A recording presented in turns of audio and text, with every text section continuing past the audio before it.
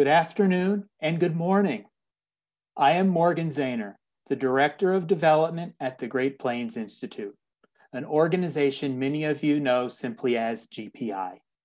I am incredibly fortunate to welcome over 300 of you from across America, from sea to shining sea, to our Center Out conversation.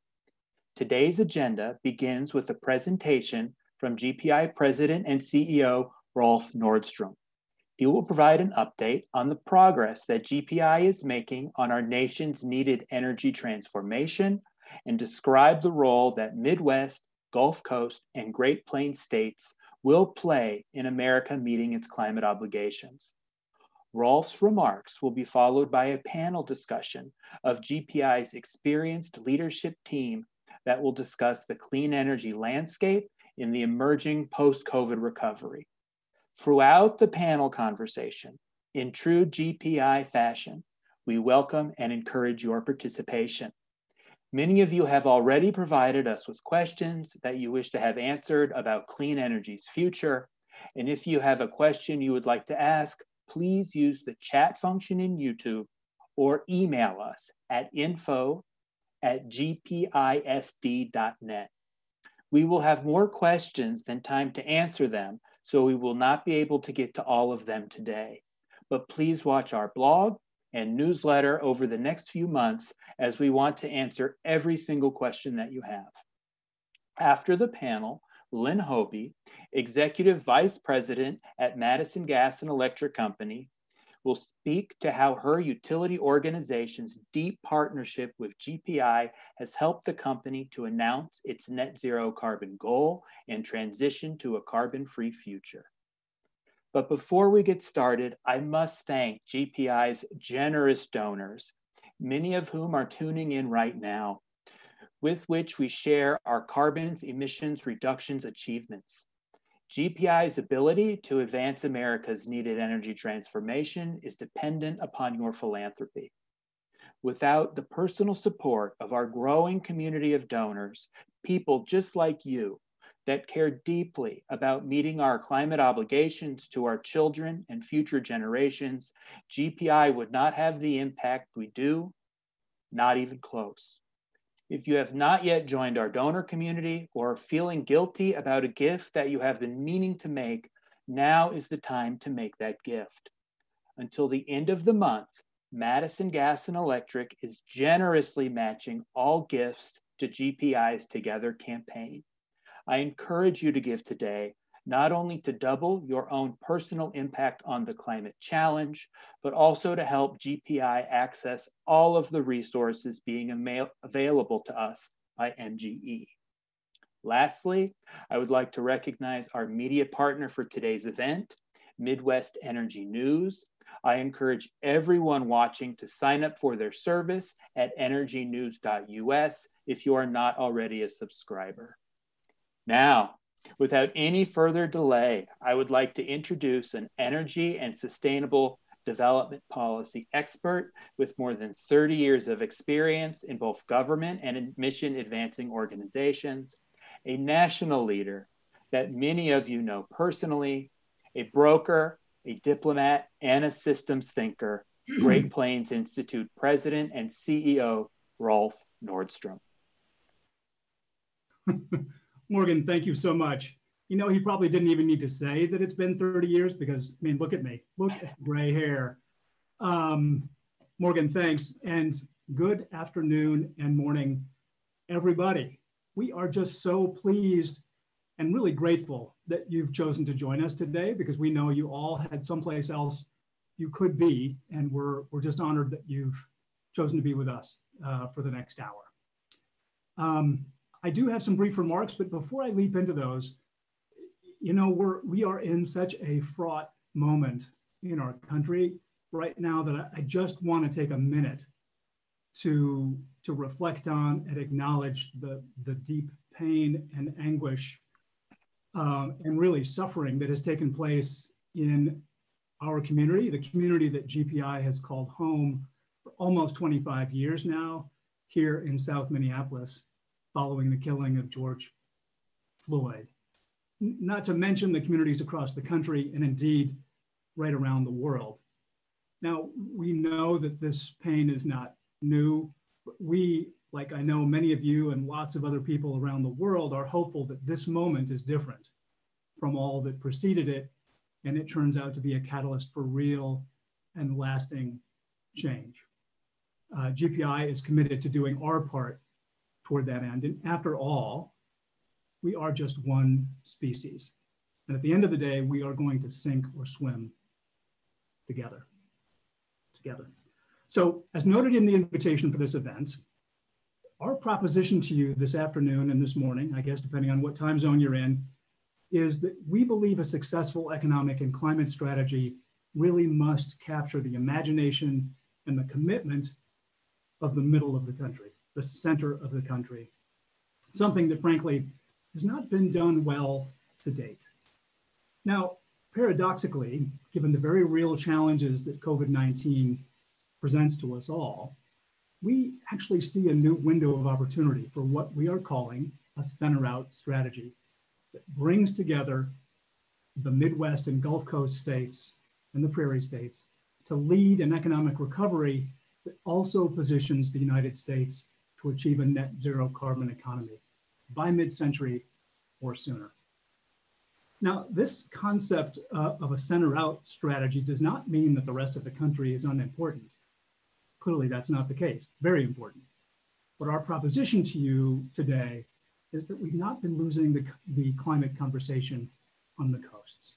It's not like it's recalcitrant San Francisco and New York, and we think a new approach is warranted, which I'll come back to in just a few minutes. But first, maybe just a little bit about GPI. I mean, as Morgan said, some of you know us, perhaps feel like you know us well, but others of you may not know us at all or very little.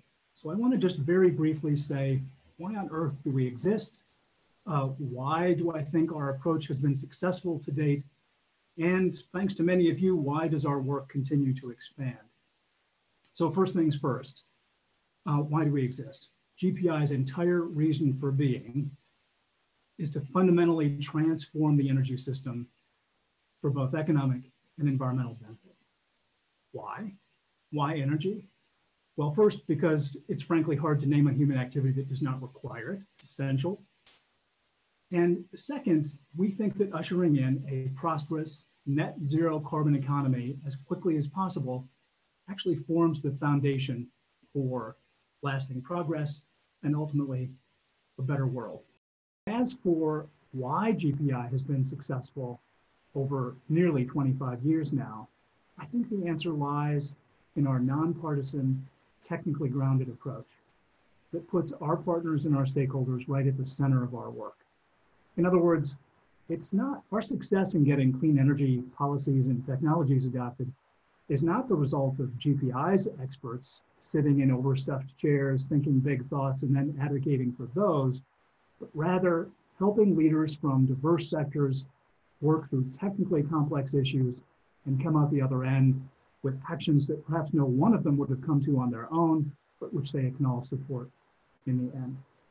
And while this is not the only way we work, this consensus building orientation is really an important distinguishing feature, I think, of GPI's philosophy of making change in our overall approach. And it's made more important by the fact that so many of the barriers to actually transforming our energy system are institutional and political as much as they are economic and technological. And indeed, I'd like to suggest that GPI over those couple decades and more has built a unique reputation locally in our home state of Minnesota, regionally and nationally, for bringing together three strengths. Each of these strengths probably not unique taken by themselves, but taken together under one roof, I think is pretty rare. The first is nationally recognized energy policy and technology expertise. And really, to go with it, a nuanced understanding of the commercial and political and local realities that shape the energy sector. A second real core strength for us is over those couple decades and more, we've developed a broad and deep network of trusted relationships with leaders all across government at all levels and across industry sectors in ways that often cross political and economic and geographic lines. And the third big strength, and maybe kind of the secret sauce at GPI, is that we have a proven track record now of building effective coalitions and offering consensus among these leaders, helping them forge and implement transformative and enduring energy solutions that at the end of the day improve people's lives. And we are encouraged by the fact that our lived experience is that this skill set, this triumvirate of skills, has proven to yield results in almost any economic and political environment. Now, if this still feels just, I don't know, a little theoretical or abstract, I hope you'll allow me to give you just a handful of examples of what we are accomplishing with our wide range of partners and stakeholders. And I want to start at the national level.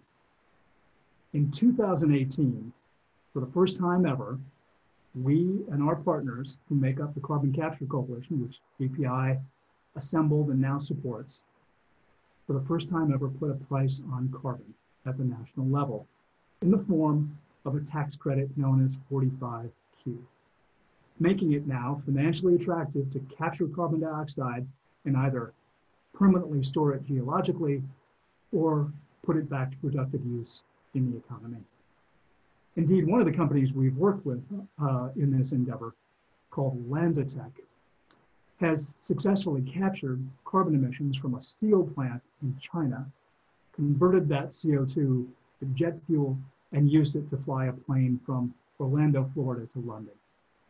This small example, I think, gives you a glimpse into this new carbon economy that we see emerging that really invites us to reimagine how we even think about carbon dioxide, from being simply a pollutant and a liability to what, by some estimates, could become a $5 trillion global market, made up of companies that capture, transport, and convert waste sources of CO2 into a wide array of products, from concrete and fuels to beverages and textiles.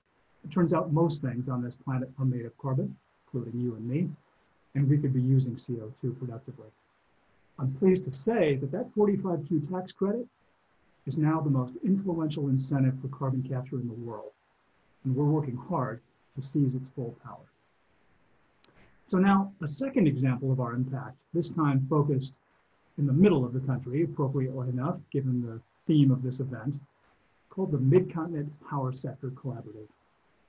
In the fall of 2011, GPI convened this unique collection of interests, including coal-based utilities, cooperative utilities, merchant power providers, environmental organizations, and regulatory agencies, all with the aim of developing a consensus among those interests on how the region could be preparing for carbon regulation at the federal level. This was even before the Obama administration announced that they would be regulating greenhouse gas. Now, this power sector collaborative, in the end, heavily influenced the final shape of President Obama's Clean Power Plan. You'll recall that's the program to regulate greenhouse gases. When it became clear under President Trump that the Clean Power Plan was dead, we honestly thought the collaborative would want to disband. Quite remarkably, not only did they want to continue working together, but they'd come to the shared belief that decarbonization was a when, not an if. It was going to be inevitable. So they said, we've built these deep, personal, trusting relationships with one another. Let's just keep going. Let's figure out what decarbonization means for the vast majority of the future, even in the absence of federal regulation. And as a result, the Power Sector Collaborative and its sister spin-off, the Mid-Continent Transportation Electrification Collaborative, say that 10 times fast, have since produced consensus roadmaps on how to decarbonize 3 of the top 5 emissions sectors. So that's power, transportation, and soon buildings. Now, since roadmaps are only useful if they lead to action, last December, GPI convened states from the Midwest and the Gulf Coast regions to explore what it would look like to cooperate, multi-state cooperation on these issues. And now, today, a new bipartisan states energy collaborative representing 10 states will be working together on critical issues ranging from electric vehicle charging networks and clean fuels policy to what kind of transmission we need for a low carbon system and industrial decarbonization of the top 8 industry sectors. Now, third example, closer to home, Here in Minnesota, where GPI has our headquarters, we assembled another coalition, this time called the Minnesota Bioeconomy Coalition, which successfully developed and then secured in statute a new performance-based incentive that makes Minnesota one of the best places in the world today to grow 3 different industries: advanced biofuels, renewable chemicals, and the use of biomass or plant matter for heating. We're already now seeing a growing number of companies making investments in the state. The final example of impact I want to offer you is at the local level. At that local level, GPI has helped hundreds of cities pursue their energy and climate goals. Here in our home state of Minnesota, through an award-winning public-private partnership called Green Step Cities, and more broadly, through a 13-state Sustainable States Network that GPI helped form and now coordinates.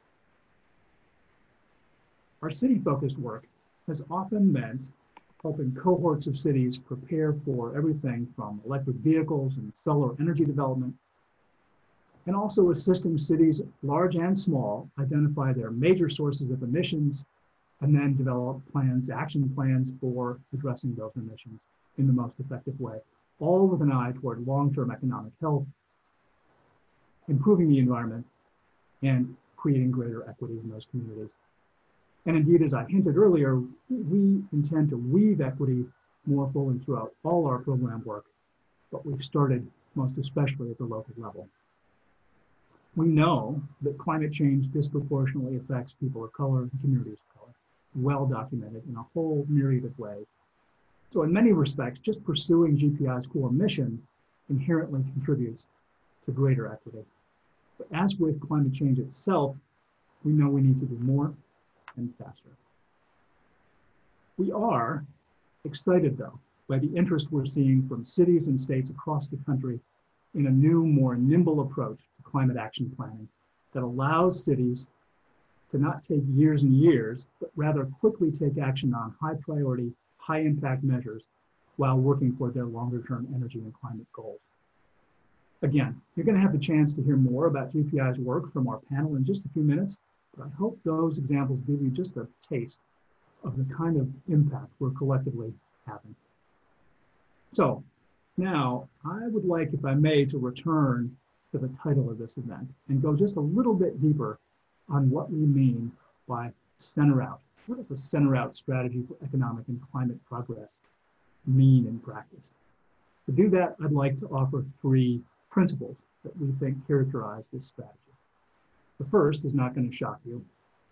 The first principle, as the middle goes, so goes the nation. As I said earlier, we have not been losing the climate conversation on the coast. It's not recalcitrant New York and San Francisco. We need to galvanize the middle. And what that means is both politically the middle and the geographic middle of the country. We think that national energy and climate policy won't pass in any administration without giving political moderates in both parties and cities and states in the middle of the country something to be for, including the heavily industrial and agricultural states of the Midwest and Gulf Coast. We also think that to be attractive to all cities and states, or at least most, our policy goals must include fostering domestic energy and industrial production, support high-wage jobs, right alongside reducing our emissions, as well as fair transition strategies for workers and communities that are most affected by decarbonizing the economy. Now, since politics is really a game of addition, at least if it's done well, we think this approach allows as many cities and states and constituencies as possible to see benefit in taking action.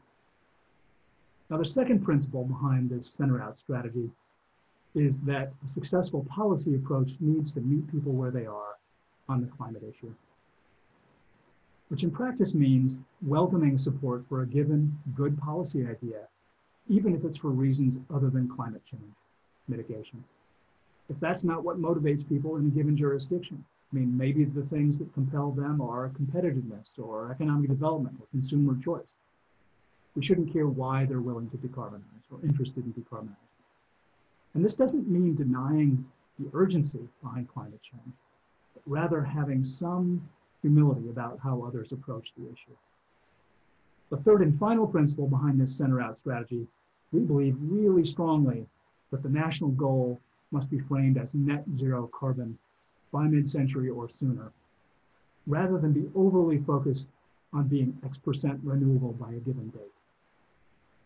We'll work on renewable energy for sure, but this net zero carbon framing is important for both substantive and political reasons. Technically, a 100% renewable energy system may one day be feasible for the country as a whole, but there's broad agreement that it's not possible in the near future, and the precious time we would waste arguing about whether or not the final system is 70, 80, or 100% renewable is candidly time we do not have. Now, an important caveat here is that GPI, we work with cities and states and companies that have 100% renewable energy goals, and that's fantastic. But we also work with many of those same kinds of interests that have no numeric goals at all, which is just as important that we work with them. The key takeaway here is that the scientific community has been really quite clear that by 2030, over this next decade, we must put ourselves on a path to net zero carbon by mid-century or sooner. And renewables alone, in most places, will not do that in time, nor lead to net reductions in atmospheric carbon dioxide and greenhouse gases, which is really what's needed. That is, we need to go carbon negative by mid-century. So in advance of this event, some of you asked about the role of carbon capture technology. So allow me to use that as an example of what focusing on net zero carbon as a goal would look like. The Intergovernmental Panel on Climate Change, the IPCC's fifth assessment, concluded that if we exclude carbon capture technologies and try to meet the 2 degrees Celsius Paris target of average temperature rise on the globe, it would be 140% more expensive if we leave out carbon capture technologies. And this at a time when our national debt tops $23 trillion. Plus, as I've said, we actually need to go carbon negative, which is just not possible unless we deploy carbon capture technologies in all forms. Natural, through forestry and land practices, and also mechanical removal of CO2 through things like direct air capture, which is already being done. Politically, large agricultural and oil and gas states need to see a path forward for the constituencies that they represent, at least in a democracy, which makes carbon capture essential. Finally, we think that a center-out strategy requires a mix of local, state, and federal actions that together de-risk clean energy and decarbonization investments, and creates the kind of investment certainty that will get us the speed and scale of technology deployment that we absolutely need to meet our mid-century emissions targets. And we think this approach will not only dramatically accelerate the historic technology adoption rate, which is what we need to do, but politically make it possible for the largest number of cities and states to take the most aggressive action possible without insisting on a one-size-fits-all solution.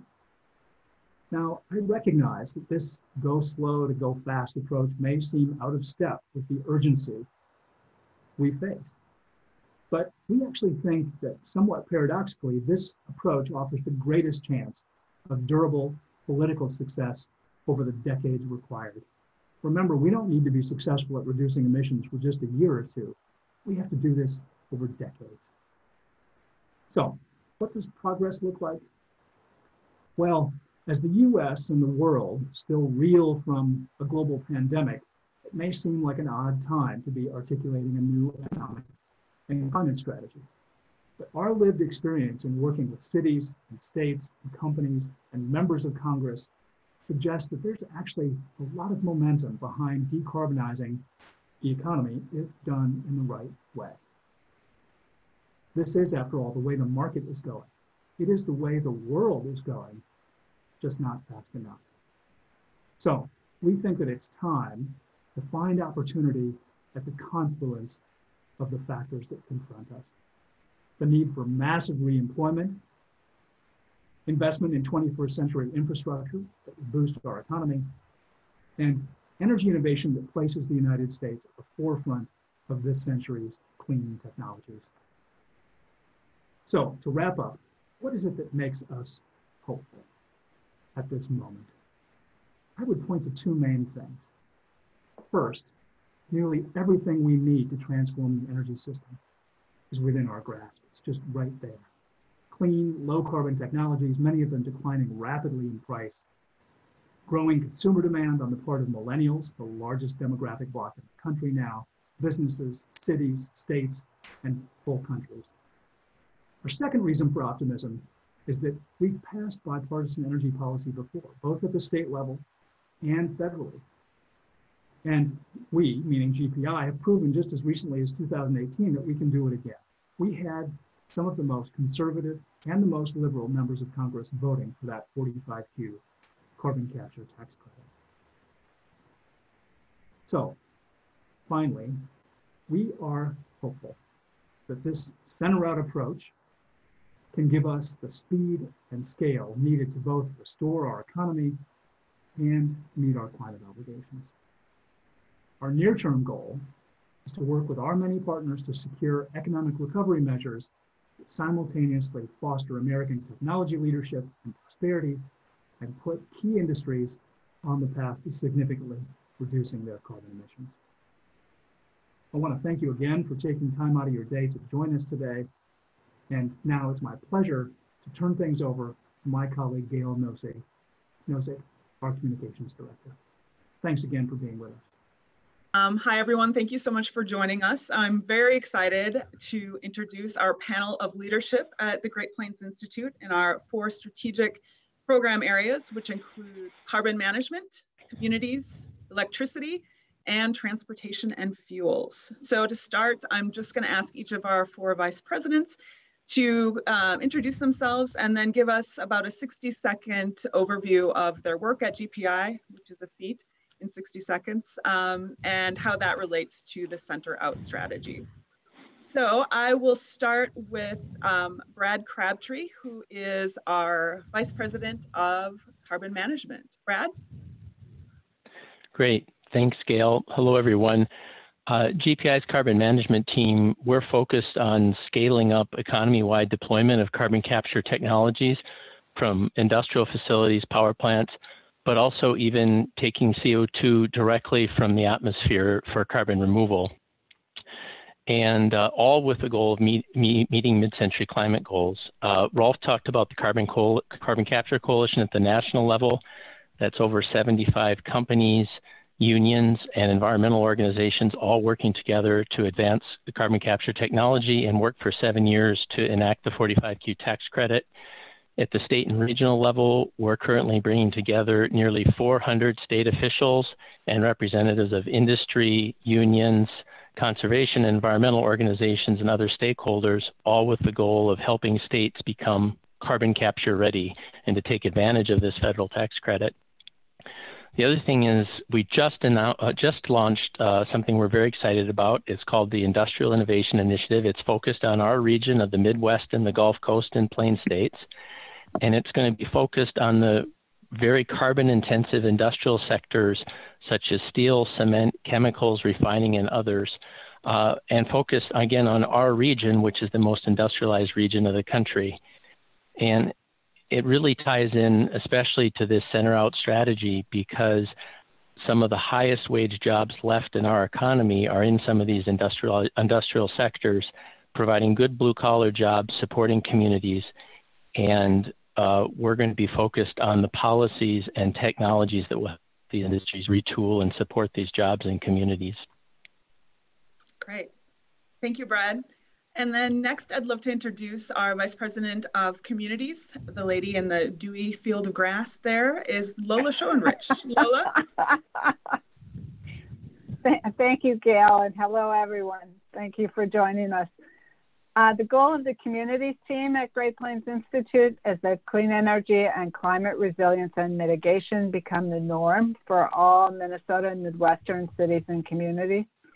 Communities, of course, are the center of people's daily lives, and those are the places where people feel most empowered to take action. Local governments can often be more nimble, and they can enact meaningful change at a at a faster pace.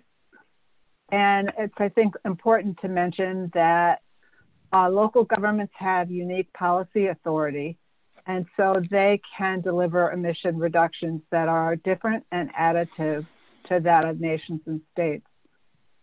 We provide communities with the tools, information, technical assistance that they need to develop and implement their own local plans, their own local goals, and the policies and programs that are needed to accelerate the action they want to take. In Minnesota, we work directly with lots and lots of different local governments and the institutions within them. We focus on helping them get plans in place and getting hundreds of local projects up and running. In neighboring states, we work to support the siting of new solar and wind projects.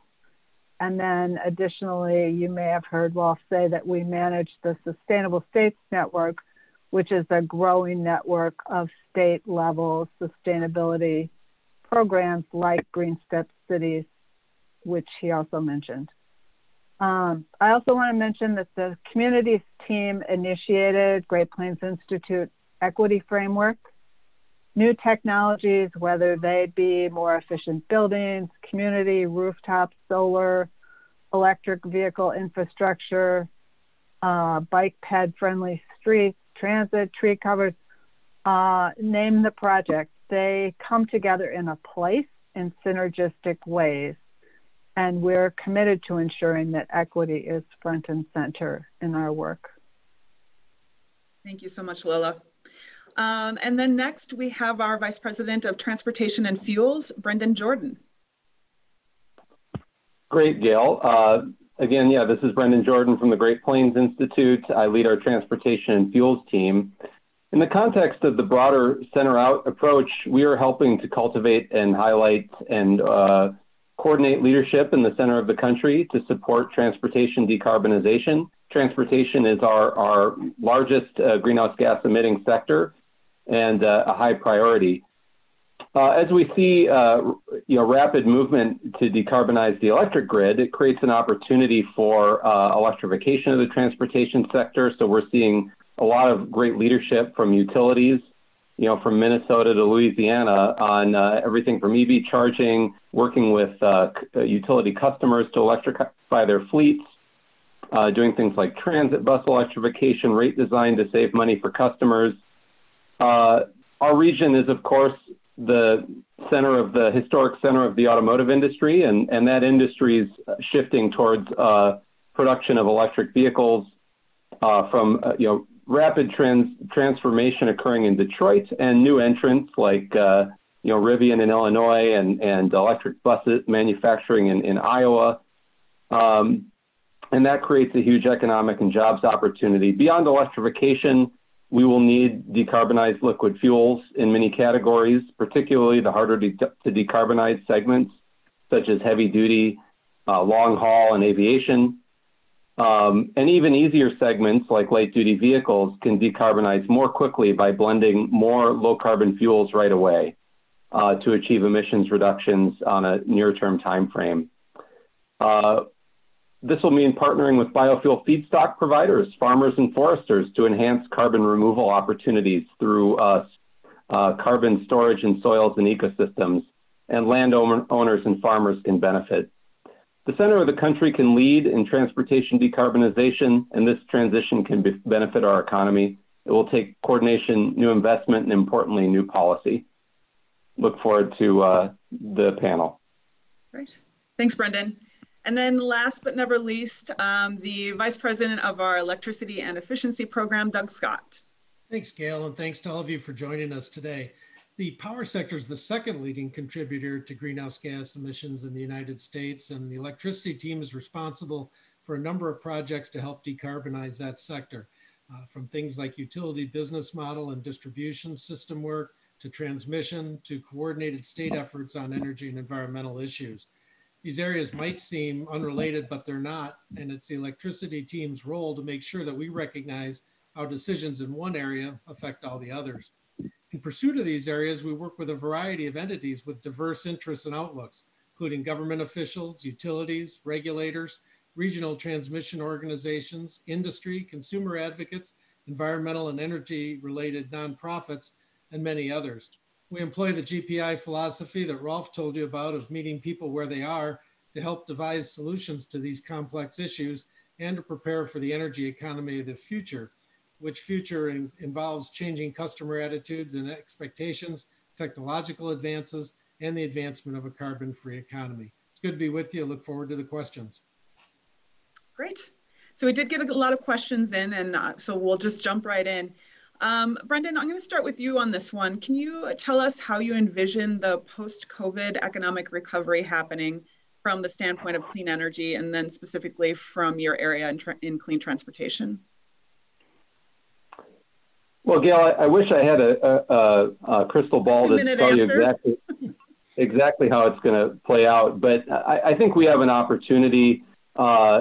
You know, there's obviously we're in crisis, whether you're talking about automotive manufacturing or the biofuel sector. And I think there's an appetite to, as we rebuild, to rebuild differently and, you know, make some changes, build that policy frame, put that policy framework in place so that as we recover, we build a decarbonized transportation fueling system and decarbonized vehicle manufacturing system. You know, I think if we do it right, it can be an economic prize. Of course, there's certainly risks that if we're not proactive, we have things like, you know, auto manufacturing moving overseas and other competitive industries, you know, leaving our region. So it's important that we stay on top of it. Yeah, an opportunity, but definitely a very challenging time in the country. Lola, from the perspective of communities, how would you answer that question, envisioning the post-COVID economic recovery? What's important from communities? Well, I think that's a good question, Gail. And I think if we are going to solve the climate challenge, there will be lots of new development and new infrastructure that'll be coming online. And I think the work, at least part of the work we need to do now, is that to work with communities to ensure that there's the social license to build. And that requires engaging communities, whether that's agricultural communities that will be impacted by new wind and solar development, or urban dwellers who are going to be seeing new street designs, to ensure that their views are heard and that development is shaped to meet the needs of the people who will be living with it. Great. And that segues pretty nicely, Doug, sort of into your area with electricity and needed infrastructure. Tell me a little bit about post-COVID recovery opportunities from electricity. Yeah, it's similar to what my colleagues have said, but really what you're looking for is building up the infrastructure in a way that both supports short-term jobs in the energy industry, but also kind of helps push us toward the future that we know is coming and helps us both in terms of research and development, in terms of things like the infrastructure from utility grids to the EV infrastructure to things like transmission, which we know we're going to need a lot more of in the future. So it's really helping that recovery by spending our dollars in a way that helps both take care of people in the short term and then advances the long-term energy recovery. And Brad, same question to you from the perspective of carbon management. You're on mute, Brad. Apologies. So what the economic crisis around the pandemic has done is it's really destroyed economic demand across the economy, affecting multiple industries. It's put millions of Americans out of work, put the jobs of millions and more Americans at risk. So first and foremost, we are and have to continue to inject money into the economy. And as my colleagues have pointed out, how we do that can have significant implications for the future.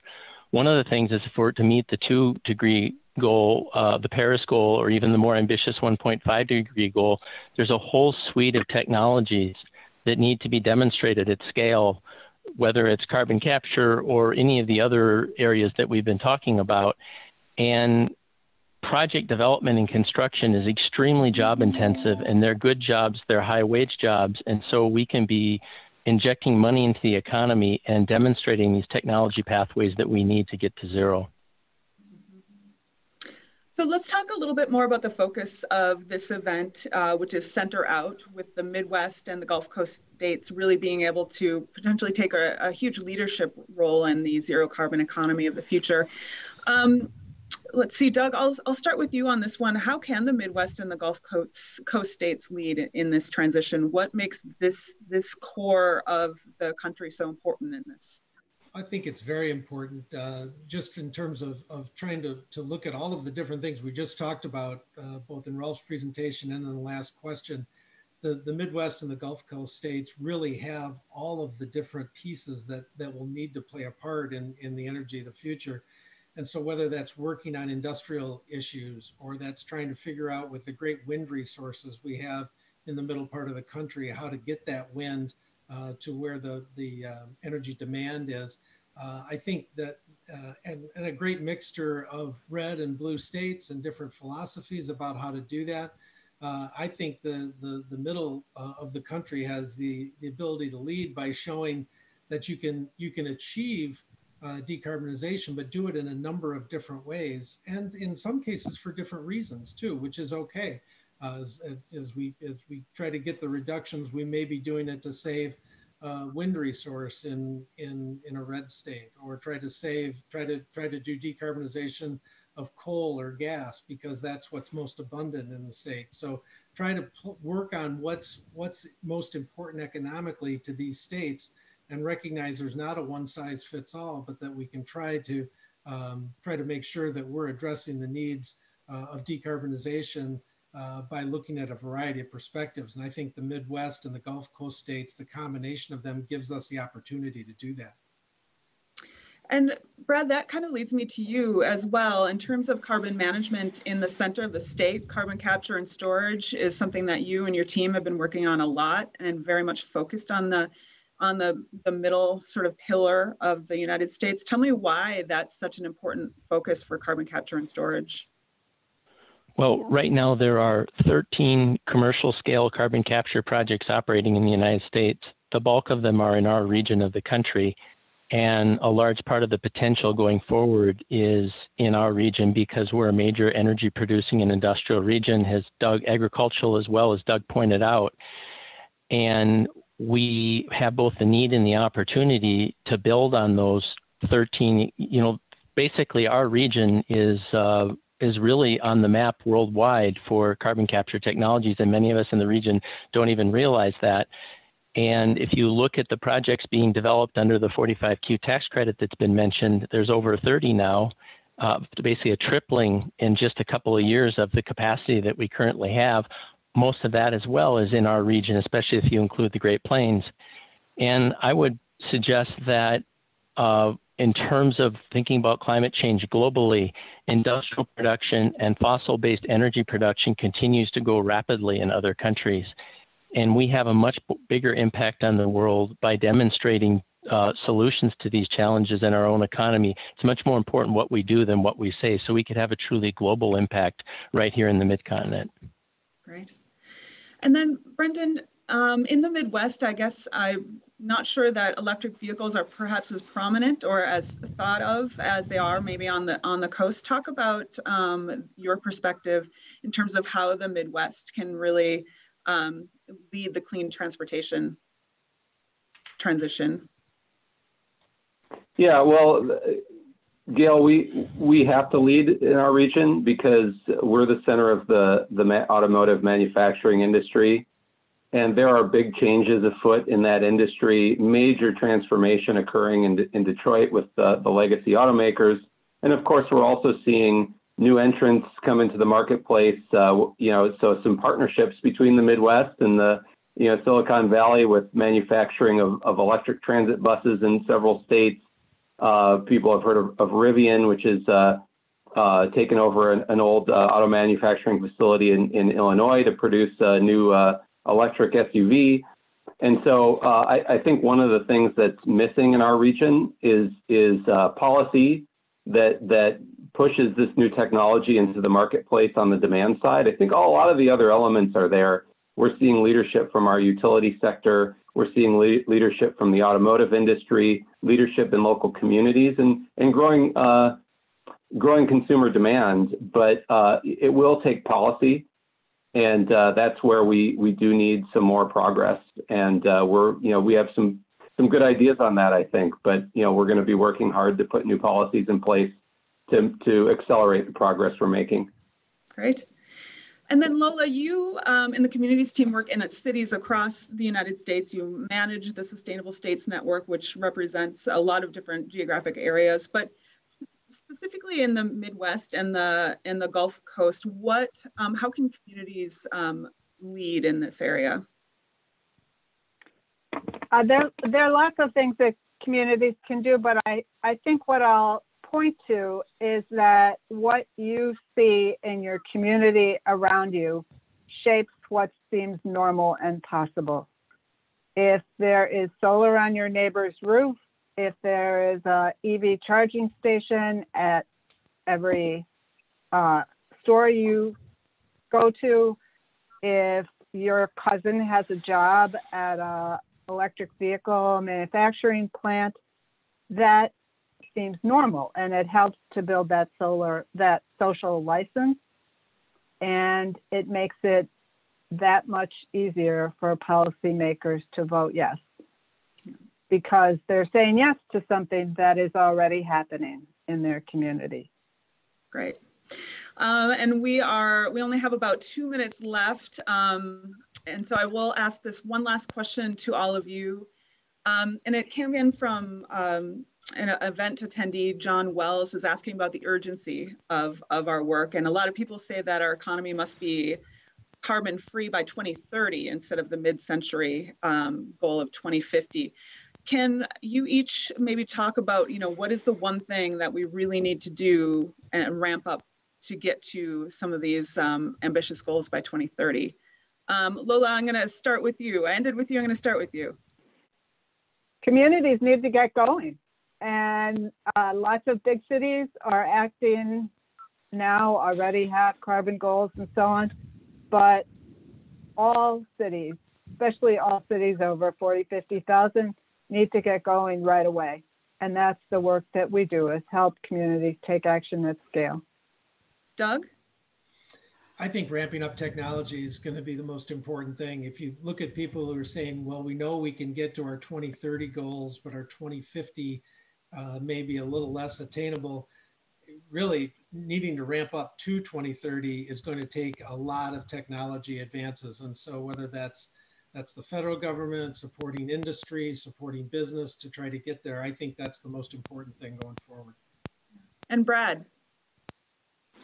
Yeah, I would argue that incremental progress is along the lines of what Doug was saying is really important. We have to get started, and one thing builds on another. We will need to be, by 2050, removing substantial amounts of carbon from the atmosphere, at scale globally to meet the climate goals.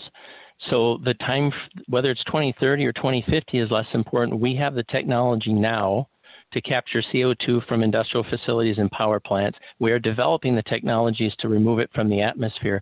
We have to start that deployment now so that 10, 20, 30 years from now, just like we did with wind and solar, we can scale it up quickly. If we wait, even if we have the political commitment, we'll no longer have the time. And finally, Brendan. Well, to echo my earlier point, policy is really critical. And it will take a portfolio approach to decarbonize transportation. There's not just one solution. And you'll be hearing more from Great Plains Institute about a policy mechanism called the Clean Fuels Policy, which is a policy that it supports electrification and low carbon fuels and creates the business conditions to support more rapid deployment of every fuel that meets a certain greenhouse gas target. Right. Thank you all for your insights. I really appreciate it. As you all heard, we have some big solutions and big ideas happening at Great Plains Institute that are really focused on some of the biggest contributors to climate warming greenhouse gases. So thank you so much. I do want to plug the GPI blog because all of our vice presidents and all of our staff are prolific on this blog. There's about 2 a week, and you can find out a lot more about all of these different issues and get updates on that work. So that's at betterenergy.org. And now it is my pleasure to introduce one of our great partners at Madison Gas and Electric, Lynn Hobbie. She has worked at Madison Gas and Electric for more than 30 years, and she's going to tell you a little bit more about MGE's work and its zero carbon commitments. Lynn, thank you so much for being here. You're very welcome, Gail. Thank you. And thank you all of you virtual attendees. I'm very happy to be here today. For those of you who aren't familiar with us, Madison Gas and Electric is a small investor-owned utility. I like to consider us in the center of the center. We serve largely the Dane County and City of Madison area in Wisconsin. We consider ourselves to be a community energy company, and one of the aspects of that is that community and stakeholder engagement is very important to us. 2 years ago, we announced that we wanted to have net zero carbon electricity by 2050. We wanted to align ourselves with climate science and with the IPCC assessment of limiting global temperature increases to 1.5 degrees Celsius.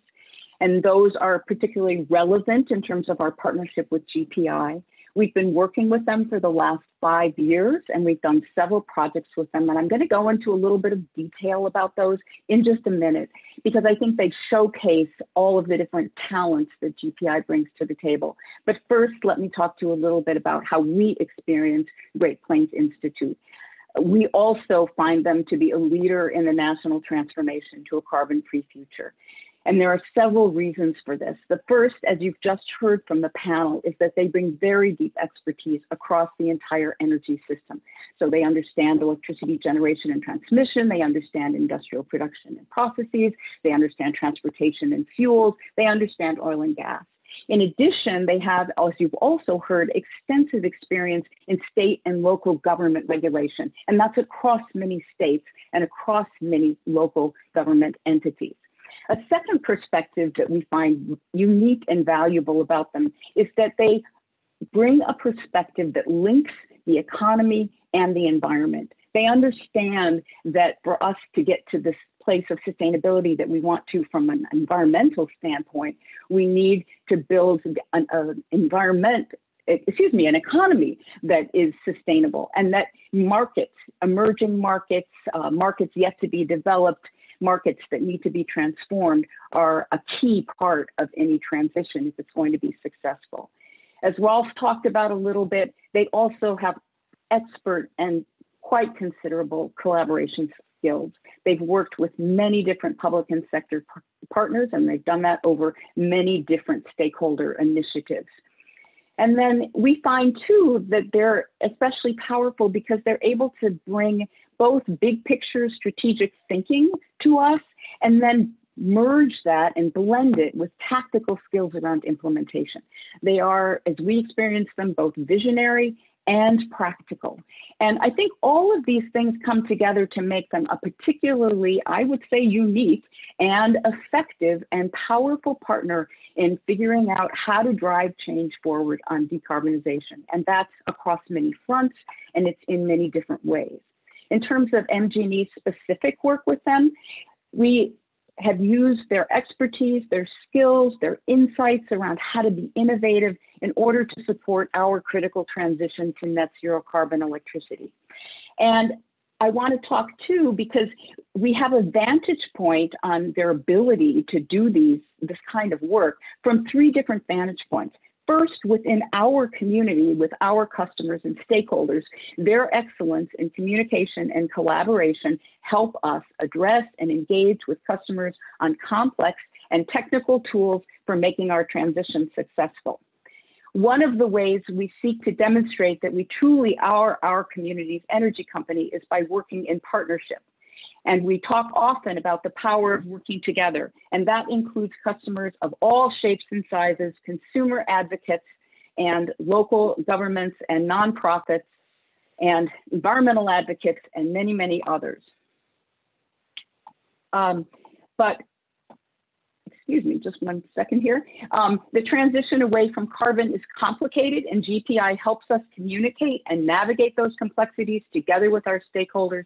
And through our work, we are developing new programs and services and building a utility for the future that sustains us as a business and adds value for our customers and our communities as they strive to reach social and environmental goals.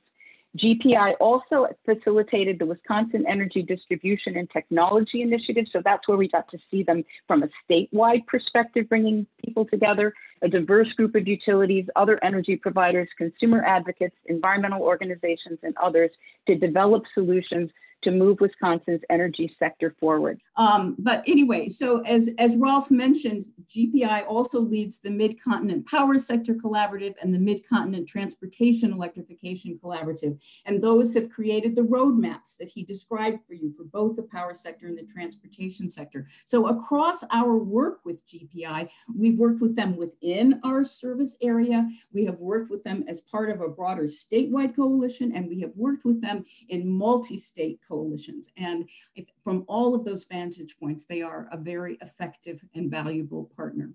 I'm going to stop here today because I ran out of a little bit of time with my audio blip there, but also because more importantly, today is not about MG&E, and it's not even really about Great Plains Institute. It's about our nation's climate obligations to our children and our grandchildren. It's about seizing this time to double down on our investments to meet these obligations. MG&E has supported GPI through our project work with them, as you've just heard me describe, but we've also supported them through our philanthropic arm, the MG&E Foundation. And right now we are enthusiastically, and because I've sometimes been compared to a human golden retriever, I'm going to say super enthusiastically, providing a financial match to GPI's Together campaign that, as Morgan told you, is happening right now. We know that GPI can speed our economy's transformation to a net zero carbon future with additional financial resources. And hopefully you've heard that in everything that they've described for you about their work this morning and this afternoon. I would ask you to please consider contributing today to support their Together campaign. Let's all of us help meet our climate obligations and build the future we seek to create. Thank you, and sorry again for that little audio snafu, but thank you all very much for your time. I appreciate it. Thank you very much, Lynn. We're incredibly grateful that you were here, so don't worry about the audio stuff. And of course, GPI is so grateful to be working with an organization that is so committed to meeting our society's climate goals, and honored to be trusted with the generous match that Madison Gas and Electric is providing to our Together campaign. To each of you watching, all of us at GPI, thank you for your participation in our event today.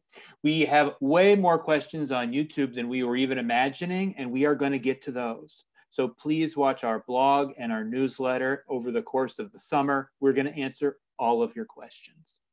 And of course, I hope that you will donate today, support our Together campaign by making a gift on our website, www.betterenergy.org/donate. And as always, if you have questions about the Great Plains Institute, how we will reach our climate goals, or how GPI can further your personal impact on solving the climate challenge, never hesitate to contact me or Rolf.